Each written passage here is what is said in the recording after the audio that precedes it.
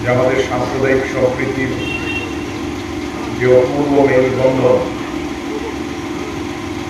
এবং আমরা যে একই বৃন্তের দুটি ফুল হিন্দু মুসলমান, এটা যুগ যুগ ধরে প্রমাণিত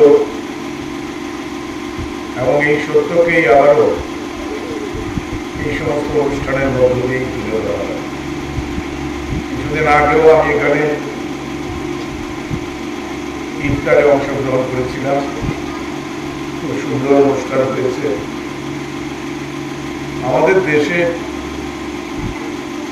বা আমাদের এই এলাকায় যদি দেখেন, সেই খার্চি পুজো পালন করেন, আজকে এখানে মরিয়মনগরে প্রভু যিশুর যে বড়দিন উপলক্ষে অনুষ্ঠান হয় সেটাই করেন, যে বিশাল মেলা হয়। অথবা আজকে আমাদের ডিসি পাড়া স্কুল মাঠে যে মা কালীর পূজা উপলক্ষে যে বিশাল মেলার আয়োজন হয়, বা তিননাথ মন্দিরে যে মহাদেবের পূজন হয়, সেখানেও সমস্ত ধর্মের সমস্ত মতের লোকেরা অংশগ্রহণ করে। বা দুর্গা পূজাতেও যদি দেখি, কালী পূজাতেও যদি দেখি, আমার এই পশ্চিম নওয়াবাদের একজন সংখ্যালঘু মুসলমান ভাই তার বাড়িতে কালী পুজো করে।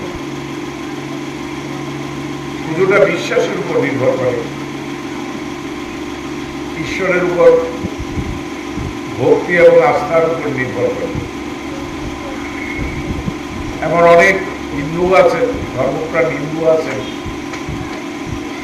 যারা নিয়মিত এই সমস্ত ঈদগাহ অনুষ্ঠানে অংশ নেন এবং সক্রিয়ভাবে সহযোগিতা করেন।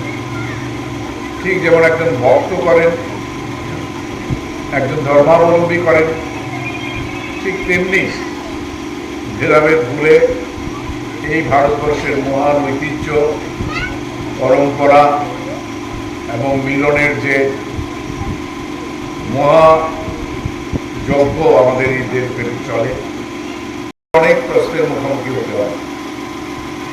একটা সময় আমরা যে দল করি, ভারতীয় জনতা পার্টি, বলা হতো এটা হিন্দুদের দল, এটা মুসলমান বিরোধী। তারা ক্ষমতায় এলে আজকে আমাদের সবাইকে পাঠিয়ে দেবে বাংলাদেশ, সেখানে থাকতে দেবে না, তাড়িয়ে দেবে, আমাদের মসজিদে যেতে দেবে না, ধর্মাচরণ করতে দেবে না। কিছুই হয়নি, সবটাই যে মিথ্যা এটা প্রমাণিত হয়েছে।